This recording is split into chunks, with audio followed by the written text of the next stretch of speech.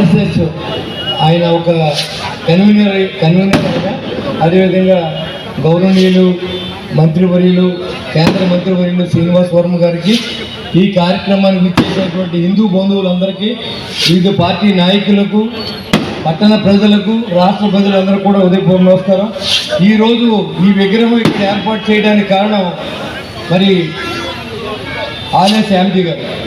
ఆయన భోగిరెడ్డి రాజలక్ష్మి గారికి ఇక్కడ ఛత్రపతి శివాజీ విగ్రహం పెట్టాలని అన్నప్పుడు ఆవిడ నన్ను సంప్రదించినప్పుడు ఖచ్చితంగా అదంతా నేను చూసుకుంటున్నాను, మీరేమి దీంట్లో ఇబ్బంది పడవలసిన అవసరం లేదు, చాలా మంచి సెంటర్లో పెడతాను అని చెప్పి ఆ రోజున అధికారులని, ఇక్కడ ఉన్నటువంటి ప్రజలందరూ కోరిక మేరకు ఈ తాడేపల్లిలోనే చాలా పెద్ద సెంటర్ ఇది జీవిమాల్ కాదు, ఈ రోజు నుంచి ఛత్రపతి శివాజీ సెంటర్. అంటే ఛత్రపతి శివాజీ అంటే ఇదివరకు మా చిన్నప్పుడు ఒళ్ళు గగులు పొడిచేటువంటి పాఠ్యాంశాలు ఉంటాయి.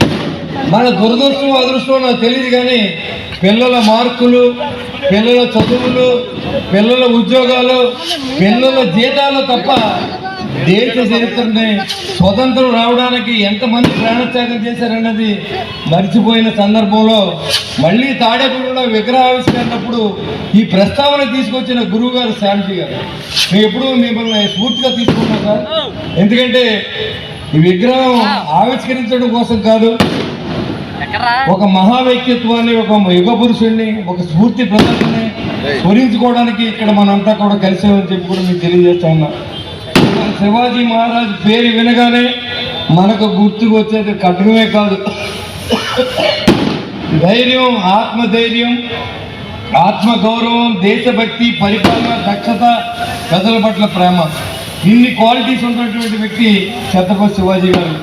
శివాజీ గారు ఒక మహారాజుగా జన్మించలేదు, ఒక సామాన్యుడిగా జన్మించి ఒక రాజ్యాన్ని జయించి ఆయన ఆ హిందూ ధర్మాన్ని నిలబెట్టిన వ్యక్తి ఆ రోజుల్లో ఛత్రపతి శివాజీ గారు. కేవలం 16 సంవత్సరాల వయసులో కోటను స్వాధీనం చేసుకుని తన నాయకత్వాన్ని చాటుకున్నారు. యువతులకు ఆయన జీవితం చెబుతున్న సందేశం ఒకటే, వయసు కాదు కావాల్సిన సంకల్పం అనేది ఆయన చెప్పే అక్షర సత్యం. శివాజీ మహారాజ్ యుద్ధ రంగంలో ఎంత గొప్ప వీరుడో పరిపాలనలోనూ ప్రజలను రక్షించడంలో చెప్తూ ఉంది. మహిళల పట్ల ఆయన చూపించిన ప్రేమ నిజంగా మహిళ గౌరవించడమే కాకుండా ఇతర దేశాల రాజును జయించినప్పుడు ఆ మహిళలను కూడా ఎక్కడ ఇబ్బంది పెట్టకుండా మరి వారిని గౌరవించిన సందర్భం మనకు చరిత్ర చెప్తూ ఉంది. శివాజీ మహారాజు మరో గొప్ప విశేషం ఏంటంటే ఆయన కేవలం భూమిపై మాత్రమే కాకుండా సముద్రంపై, ఆ రోజు చిన్నప్పుడు మేము చదువుకున్నప్పుడు పాఠ్యాంశాలు అన్ని ముద్రించేవారు. ఈ రోజు పాఠ్యాంశాలన్నీ ఇవాళ తిరగబడి ఇన్ని మతాలు ఇక్కడ వచ్చినాయంటే దానికి కారణం భారతదేశం ఇంత స్ట్రాంగ్గా ఉంది కాబట్టి. ఆ రోజు భారతదేశానికి ఎవరైతే స్వతంత్రం రావడానికి ప్రయత్నం చేసిన వ్యక్తులు లేకపోతే ఈరోజు ఏ రాజ్యాంగం ఇక్కడ నిలబడేది కాదు, మనకు స్వతంత్రం వచ్చేదే కాదు. వీళ్ళందరూ పోరాట స్ఫూర్తి ఇవాళ మనకు స్మరించుకున్నాం. ఇవాళ హిందూగా చెప్పుకోలేని పరిస్థితిలో భారతదేశంలో ఉన్నాం. కానీ ఇలాంటి సంఘటనలు జరిగినప్పుడు మరి స్మరించి మనం ఒకసారి మరి చెప్పుకోవాల్సిన అవసరం ఉంది. మన హిందువులం ఈరోజు హిందూ ధర్మం బతుకుంది. నరేంద్ర మోడీ గారు లాంటి వారసులు ఇచ్చారంటే ఆ రోజు ఛత్రపతి శివాజీ గారు లాంటి వారు ఎంతో మంది మహానుభావులు చేసిన త్యాగం ఈరోజు మనందరూ కూడా ఇక్కడ ఒకసారి స్మరించుకోవాల్సిన అవసరం ఉంది. ఇవాళ ప్రపంచ దేశాలన్నీ యుద్ధ భయంతో వణుకుతూ ఉంటే ఆ విత్తినటువంటి విత్తనం ఈరోజు ప్రజలకు అండగా ఉండి భారతదేశంలో ఉన్న ప్రజలంతా కూడా హ్యాపీగా పడుకునేటువంటి శక్తిని ఇచ్చిందంటే ఆ రోజు ఛత్రపతి శివాజీ లాంటి వ్యక్తుల స్ఫూర్తిని చాలా మంది మర్చిపోతూ ఉన్నారు. ఇది చాలా దురదృష్టకరం. ఇవాళ మనం సుభాష్ చంద్రబోస్ అంటే తెలియని పరిస్థితి ఒకటే కలిసి కామన్గా ఉంటుంది. హిందూ అయినా, ముస్లిం అయినా, క్రైస్తవ ధర్మం అయినా ధర్మాలే ఉంటాయి ఇక్కడ. కానీ మతాలనే ఏది ఉండదని ఆ ధర్మాలనే, అది సనాతన ధర్మం ఆ రోజు నుంచి ఈ రోజు వరకు ఉందంటే ఎన్నో ధర్మాలు పుట్టినాయి మన ధర్మంతో పాటుగా.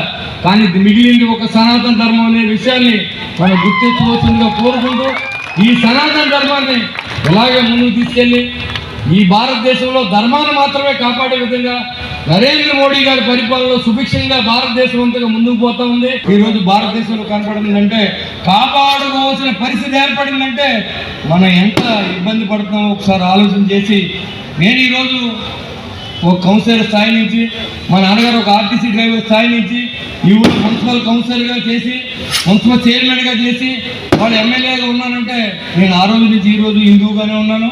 ఆ వెంకటేశ్వరం దైవంలో నేను ఎమ్మెల్యేని అయినని చెప్పి కూడా చెప్పేస్తున్నాను. ఇదంతా హిందూ చెప్పాలి, మనం చెప్పాలి. హిందువులు ఏంటంటే నా గొప్పతనం వల్ల మనం అనుకోవద్దు. భగవంతుడు ఆశీస్సులు లేకపోతే, ధర్మాన్ని మనం పాటించకపోతే మనం ఎక్కడ కూడా ఎదురుకెళ్ళలేమని నేను సగర్వంగా తెలియజేస్తా ఉన్నాను. కాబట్టి శ్యామ్జీ లాంటి మహానుభావులు ఇక్కడికి రావాలి. ఆయన శ్యామ్జీ గురించి చెప్పాలంటే చిన్న వయసులో 16 సంవత్సరంలో అప్పుడు ఇందిరాగాంధీ గారు మరి ఎమర్జెన్సీ పెట్టినప్పుడు ఆయన జైలుకి అనుభవించారు ప్రజల కోసం. ఆ రోజు నుంచి హిందూ ధర్మాన్ని వదలకుండా ఈరోజు రామ జన్మభూమిలో మరి ప్రముఖ పాత్ర పోషించి రాష్ట్రం అంతా తిరిగి మరి ఆ గుడిని నిర్మించడానికి ఆయన పాత్రదారులను కూడా మీకు తెలియజేస్తూ ఉన్నాం. ఇలాంటి వ్యక్తులు వచ్చినప్పుడైనా కనీసం ఇక్కడ ఉన్న ప్రతి హిందూ బంధువులు కూడా అటెండ్ అయ్యి వారికి మన ఘన స్వాగతం పలకవలసిన అవసరం ఉందని నేను నిర్ణయించి కూడా అందరికీ తెలియజేస్తూ ఉన్నాను.